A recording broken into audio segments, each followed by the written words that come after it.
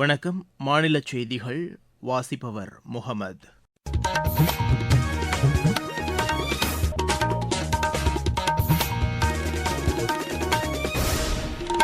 தலைப்புச் செய்திகள். கோவா மாநிலத்தின் வளர்ச்சிக்கு உத்வேகம் அளிக்கும் விதத்தில் உள்ளாட்சி தேர்தல் வெற்றி அமைந்துள்ளதாக பிரதமர் திரு நரேந்திர மோடி தெரிவித்துள்ளார். மத்திய அரசு மேற்கொண்ட நடவடிக்கைகள் காரணமாக நாட்டின் மருத்துவ சேவையில் மிகப்பெரிய மாற்றம் ஏற்பட்டுள்ளதாக சுகாதாரத்துறை இணையமைச்சர் திருமதி அனுப்பிரியா பட்டேல் கூறியுள்ளார். தமிழகத்தில் ஒப்பந்த செவிலியர்களுக்கு விரைவில் நிரந்தர பணி நியமன ஆணைகள் வழங்கப்படும் என்று மக்கள் நல்வாழ்வுத்துறை அமைச்சர் திரு மா சுப்பிரமணியன் தெரிவித்துள்ளார். முல்லைப் பெரியாறு அணையின் உறுதித்தன்மை ஆளில்லா தானியங்கி இயந்திரம் மூலம் இன்று பரிசோதிக்கப்படுகிறது. இந்தியா இலங்கை இடையிலான மகளிர் டுவெண்டி கிரிக்கெட் போட்டியின் இரண்டாவது போட்டி இன்று நடைபெறுகிறது. இனி விரிவான செய்திகள். கோவா மாநிலத்தின் வளர்ச்சிக்கு உத்வேகம் அளிக்கும் விதத்தில் உள்ளாட்சி தேர்தல் வெற்றி அமைந்துள்ளதாக பிரதமர் திரு நரேந்திர மோடி தெரிவித்துள்ளார். இது தொடர்பாக சமூக வலைதளத்தில் பதிவிட்டுள்ள அவர், மக்களின் கனவுகளை நிறைவேற்றும் விதத்தில் தேசிய ஜனநாயக கூட்டணி அரசு செயல்படும் என்று கூறியுள்ளார். மத்திய உள்துறை அமைச்சர் திரு அமித் ஷாவும் கோவா உள்ளாட்சி தேர்தல்களில் தேசிய ஜனநாயக கூட்டணி வெற்றி பெற்றதற்கு அம்மாநில மக்களுக்கு நன்றி தெரிவித்துள்ளார். பிஜேபி தலைமையிலான கூட்டணி அரசுக்கு கிடைத்த மக்களின் நற்சான்றிதழ் இது என்றும் அவர் கூறியுள்ளார். பிரதமர் திரு நரேந்திர மோடி தலைமையிலான அரசு மேற்கொண்ட நடவடிக்கைகள் காரணமாக நாட்டின் மருத்துவ சேவைகள் மிகப்பெரிய மாற்றத்தை ஏற்படுத்தியுள்ளதாக மத்திய சுகாதாரத்துறை இணையமைச்சர் திருமதி அனுப்பிரியா பட்டேல் தெரிவித்துள்ளார். புதுதில்லியில் நடைபெற்ற விழா ஒன்றில் பேசிய அவர், மருத்துவ வசதிகளை மிக குறைந்த செலவில் சாதாரண மக்களுக்கு தரமான சிகிச்சை அளிக்கப்படுவதாக தெரிவித்தார். ஆயுஷ்மான் பாரத் திட்டத்தின் கீழ் 62 கோடி மக்களுக்கு 5 லட்சம் ரூபாய் மதிப்புள்ள இலவச மருத்துவ காப்பீட்டு திட்டங்கள் வழங்கப்பட்டுள்ளதாகவும் அவர் கூறினார். மேலும் குறைந்த விலையில் மருந்து பொருட்கள் மற்றும் மருத்துவ உபகரணங்கள் வழங்கப்பட்டு வருவதாகவும் திருமதி அனுப்பிரியா பட்டேல் தெரிவித்தார். வாக்குரிமை என்பது வெறும் கடமையல்ல, உரிமை என்று துணை முதலமைச்சர் திரு உதயநிதி ஸ்டாலின் தெரிவித்துள்ளார். சென்னையில் நேற்று நடைபெற்ற கிறிஸ்துமஸ் விழாவில் பேசிய அவர், ஒவ்வொருவரும் தங்களது பெயர் வாக்காளர் பட்டியலில் உள்ளதா என்பதை உறுதி செய்து கொள்ள வேண்டும் என்று கேட்டுக்கொண்டார். பெயர்கள் விடுபட்டிருப்பின் வாக்குச்சாவடி நிலை அலுவலர்களை சந்தித்து படிவம் 6 வழங்கி வரும் 18ஆம் தேதிக்குள் விண்ணப்பிக்க வேண்டும் என்று வலியுறுத்தினார்.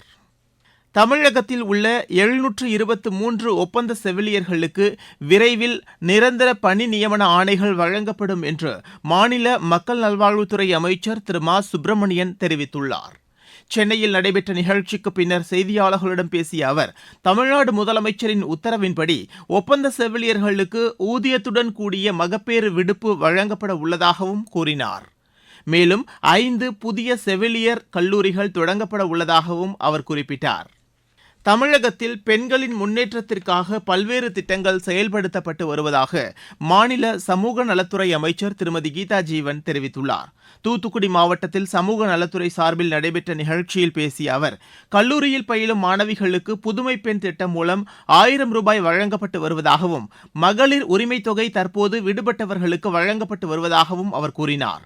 ஆதரவற்ற பெண்கள், விதவை தாயின் மகள் மற்றும் கலப்பு திருமணம் செய்தவர்கள் உட்பட 195 பயனாளிகளுக்கு தாலிக்கு 8 கிராம் தங்கத்துடன் திருமண உதவித்தொகையை திருமதி கீதா ஜீவன் வழங்கினார். முல்லைப் பெரியாறு அணையின் உறுதித்தன்மையை பரிசோதிப்பதற்காக ஆளில்லா தானியங்கி இயந்திரம் மூலம் இன்று சோதனை செய்யப்படுகிறது. இந்த சோதனையானது உச்சநீதிமன்ற வழிகாட்டுதலில் தேசிய அணைகள் பாதுகாப்பு ஆணையத்தின் ஆலோசனையின்படி மத்திய குழு விஞ்ஞானிகள் இந்த ஆய்வில் ஈடுபட உள்ளனர். இதற்காக நேற்று நீருக்கடியில் செல்லும் தானியங்கி இயந்திரத்தின் பாகங்களை இணைக்கும் பணிகளை மேற்கொண்டனர். அப்போது இயந்திரத்தின் செயல்பாடுகளை அவர்கள் பரிசோதித்தனர். அமெரிக்காவின் ப்ளூபேர்ட் செயற்கைக்கோள் நாளை காலை 8:54 மணிக்கு ஸ்ரீஹரிகோட்டா ஏவுதளத்தில் இருந்து விண்ணில் செலுத்தப்படுகிறது. இதற்கான கவுண்ட் டவுன் இன்று தொடங்கும் என்று இஸ்ரோ தெரிவித்துள்ளது. LV-M3 M6 ராக்கெட் மூலம் இந்த செயற்கைக்கோள் விண்ணில் ஏவப்படுகிறது. இந்த செயற்கைக்கோள் மூலம் தொலைதூர கிராமங்களுக்கு மொபைல் போன் இணைப்பு மற்றும் அதிவேக இணைய சேவையை வழங்க முடியும் என இஸ்ரோ தெரிவித்துள்ளது. நீங்கள் கேட்டுக்கொண்டிருப்பது மாநில செய்தி அறிக்கை. ஊரக வளர்ச்சிக்கான புதிய அத்தியாயம். வளர்ச்சியடைந்த இந்தியாவிற்கான ஊரக வேலைவாய்ப்பு உறுதி மற்றும் வாழ்வாதார சட்டம். இந்த சட்டம் வருடத்திற்கு 125 நாட்கள் வேலையை உறுதி செய்கிறது. இதில் வாரந்தோறும் ஊதியம் வழங்கப்படுவது கட்டாயமாக்கப்பட்டுள்ளது. பணி முடிந்த 15 நாட்களுக்குள் ஊதியம் வழங்குவதை உறுதி செய்வதற்கான அம்சங்களும் இதில் இடம்பெற்றுள்ளன. ஊதியம் காலதாமதமாக வழங்கப்பட்டால் அதற்கான இழப்பீட்டுத் தொகைக்கும் இதில் வகை செய்யப்பட்டுள்ளது. வளர்ச்சியடைந்த இந்தியாவிற்கான பயணத்தில் மோடி அரசு தொடரும் சீர்திருத்த நடவடிக்கைகள்.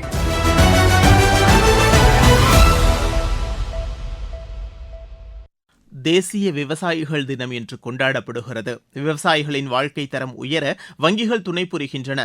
சேலம் உட்பட 8 மாவட்டங்களில் 140 கிளைகள் மூலம் விவசாயிகளுக்கு பயிர்க்கடன் வழங்கப்பட்டுள்ளதாக பாரத ஸ்டேட் வங்கியின் துணை பொது மேலாளர் திரு பாலா ஆனந்த் தெரிவித்துள்ளார். எங்களுடைய அட்மினிஸ்ட்ரேட்டிவ் ஆஃபீஸ் ஜியோகிராபிக்கல் ஏரியாவில் 216 கிளைகள் இருக்கு. அதில் பயிர் கடன்கள் 5,10,000 பேருக்கு பயிர் கடன் கொடுத்துருக்கோம். இது கிட்டத்தட்ட ஒரு 13,000 கோடி கிட்ட வருது. டோட்டல் பிசினஸ்ல அக்ரி போர்ட்ஃபோலியோ நான் சொன்ன மாதிரி 13,000 crore.